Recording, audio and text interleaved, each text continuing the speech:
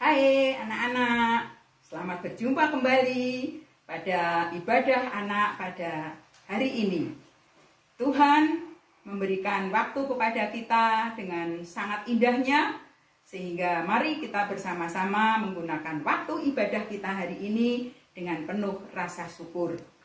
Kita akan bersama-sama mendengarkan sabda firman Tuhan pada pagi hari ini, namun sebelumnya kita berdoa terlebih dahulu. Mari kita berdoa. Tuhan Yesus, kami bersyukur kepadamu. Kami anak-anak-Mu, Engkau perkenankan untuk merayakan ibadah hari Sabat-Mu. Dan sebentar kami akan mendengarkan sabda firman-Mu. Kiranya Engkau membimbing kami dan menerangi hati kami melalui Roh Kudus-Mu, sehingga kami bisa memahami apa yang menjadi kehendak-Mu dalam hidup kami sehari-hari. Terima kasih Tuhan Yesus. Amin. Baik anak-anak, firman Tuhan pagi hari ini diambilkan dari Injil Markus 8 ayat 31 sampai dengan 38. Akan Bu Eko bacakan seluruhnya ya. Mari kita perhatikan bersama.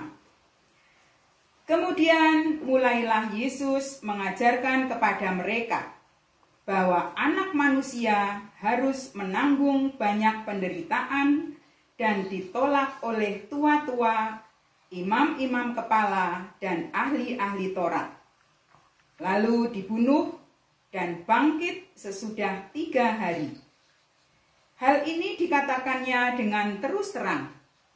Tetapi Petrus menarik Yesus ke samping dan menegur dia. Maka berpalinglah Yesus, dan sambil memandang murid-muridnya, ia memarahi Petrus. Katanya, "Enyahlah iblis, sebab engkau bukan memikirkan apa yang dipikirkan Allah, melainkan apa yang dipikirkan manusia." Lalu Yesus memanggil orang banyak dan murid-muridnya dan berkata kepada mereka, "Setiap orang yang mau mengikut aku, ia harus menyangkal dirinya, memikul salibnya, dan mengikut aku. Karena barang siapa mau menyelamatkan nyawanya, ia akan kehilangan nyawanya. Tetapi barang siapa kehilangan nyawanya karena aku dan karena Injil, ia akan menyelamatkannya. Apa gunanya seorang memperoleh seluruh dunia, tetapi ia kehilangan nyawanya? Karena apa yang dapat diberikannya sebagai ganti nyawanya? Sebab barang siapa malu karena aku dan karena perkataanku di tengah-tengah angkatan yang tidak setia dan berdosa ini, Anak manusia pun akan malu karena orang itu apabila ia datang kelak dalam kemuliaan Bapanya, diiringi malaikat-malaikat kudus." Demikian pembacaan Injil Markus 8 ayat 31 sampai dengan 38. Anak-anak, dari firman ini Bu Eko mau cerita. Ada sebuah kisah yang sangat menakjubkan. 2 orang yang bersahabat, dan mereka masing-masing memiliki tujuan dan keinginan yang sama, yaitu ingin menjadi seorang pelari yang hebat. Maka ketika ada event untuk lomba lari, keduanya mendaftarkan diri untuk ikut dalam lomba lari tersebut. Dan akhirnya mereka mengikuti perlombaan lari itu. Dan mereka dengan sekuat tenaga mengikuti perlombaan itu. Mereka mempersiapkan diri dengan menjaga fisiknya, dengan melatih diri, dan terus memakan makanan yang bergizi, istirahat yang cukup, dan juga latihan yang serius. Sehingga ketika event yang ditetapkan itu tiba, mereka mengikuti lomba lari tersebut. Dari start, mereka sudah bersiap-siap ingin mengikuti lari itu, lomba lari itu.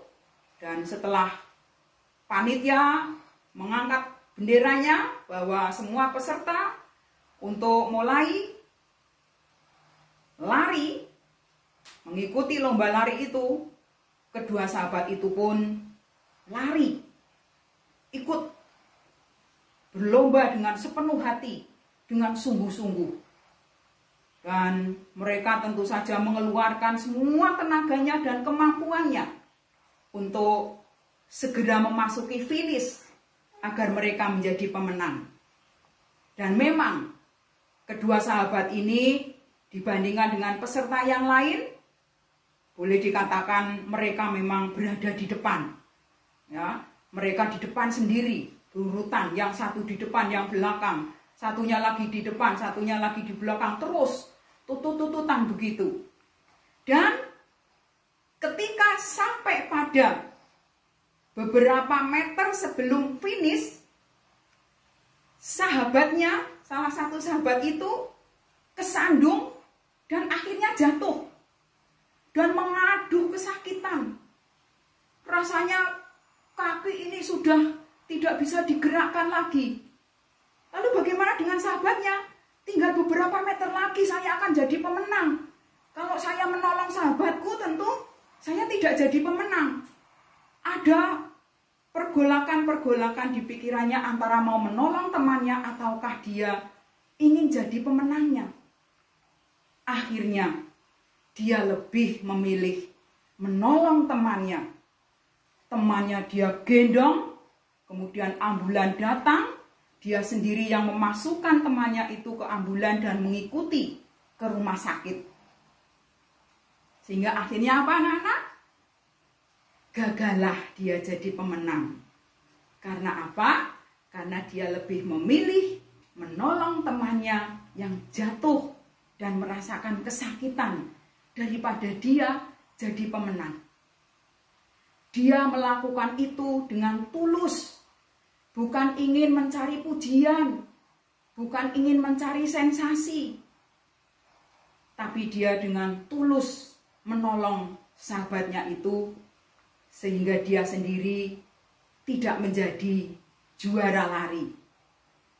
Kemudian ketika di rumah sakit, dia bertemu dengan orang tua sahabatnya yang dia tolong, dan orang tuanya sangat berterima kasih kepadanya, sambil berkata, "Terima kasih nak. Saya bayangkan seandainya tidak ada pertolongan dari kamu, apa jadinya anak saya? Dokter menyatakan bahwa kakinya harus segera dioperasi. Kalau terlambat sedikit saja dia menjalani operasi, kakinya akan busuk. Kakinya akan menjadi tidak seperti dan tidak bisa diobati lagi. Terima kasih ya nak, dan engkau telah mengorbankan akan kejuaraanmu menjadi pelari hanya untuk menolong anakku." Dan anak itu mengatakan, tidak apa-apa Bapak, saya ikhlas menolong dan saya juga ikhlas tidak menjadi juara. Saya senang bisa menolong sahabat saya. Saya sangat bahagia, saya sangat merasakan hal yang luar biasa karena saya bisa menolong sahabat saya. Dan saya tidak merasa kecewa kalau saya tidak jadi juara lari. Nah, anak-anak, dari cerita itu, Alkitab, bacaan kita hari ini, menceritakan hal yang hampir sama.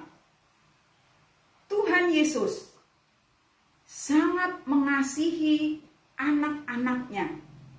Siapa anak-anaknya Tuhan Yesus itu? Saya dan kalian. Tuhan Yesus tidak mempertahankan kemuliaannya di surga, tapi dia mau turun ke dunia untuk menyelamatkan kita yang sudah jatuh ke dalam dosa. Yang harusnya kita mati karena dosa-dosa kita, tapi karena pertolongan dan pengampunan, penebusan yang dilakukan oleh Tuhan Yesus, kita mendapatkan keselamatan. Dan apa yang harus kita lakukan kalau kita sudah mendapatkan keselamatan dari Tuhan Yesus? Tuhan Yesus berkata dalam ayat yang ke-34. Mari kita perhatikan sekali lagi anak-anak. Lalu Yesus memanggil orang banyak dan murid-muridnya dan berkata kepada mereka, "Setiap orang yang mau mengikut aku, ia harus menyangkal dirinya, memikul salibnya, dan mengikut aku." Dua sahabat yang mengikuti lomba lari, yang menolong sahabatnya, yang jatuh, mengorbankan kejuaraannya hanya untuk menolong sahabatnya. Itu adalah contoh orang yang mengikuti Tuhan Yesus dengan menyangkal dirinya, memikul salibnya, dan mengikuti Tuhan Yesus. Anak-anak yang dikasihi Tuhan Yesus, kita patut bersyukur kepada Tuhan karena kita yang sudah jatuh dalam dosa, kita diselamatkan dari dosa oleh Tuhan Yesus. Maka mari kita ungkapkan rasa syukur kita kepada Tuhan Yesus itu dengan cara hidup dengan tulus, menolong siapapun yang membutuhkan pertolongan tanpa mengharapkan imbalan, apalagi pujian dari orang lain. Kita menolong orang lain, melakukan kebaikan terhadap orang lain karena memang kita tulus melakukannya. Kita tidak ingin dipuji. Kita tidak ingin atau tidak mengharapkan hadiah. Tapi inilah wujud ucapan syukur kita kepada Tuhan Yesus yang sudah menyelamatkan kita dari dosa kita. Maukah anak-anak melakukan ini? Mari kita lakukan ini. Pertama-tama kita lakukan di dalam keluarga kita. Menolong orang tua yang sedang repot, menyapu halaman, membersihkan rumah, merapikan ruangan, merapikan buku-buku pelajaran dengan tulus ikhlas, tanpa mengharapkan pujian dari orang tua ataupun saudara kita. Karena inilah wujud syukur kita kepada Tuhan. Dan jangan lupa, senantiasa mendengarkan nasihat orang tua. Senantiasa mendengarkan nasihat orang tua dan patuh pada orang tua. Siap anak-anak? Tuhan Yesus memberkati. Jagalah kesehatan, tetap memperlakukan protokol kesehatan supaya kita terhindar dari COVID-19. Amin. Mari kita berdoa. Tuhan Yesus, terima kasih Engkau telah menyelamatkan kami dari dosa. Kami ingin bersyukur kepadamu dengan melakukan kebaikan dalam hidup kami.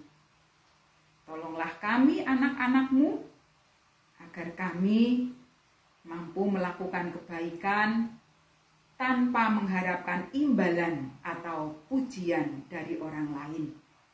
Kami melakukannya dengan tulus, ikhlas.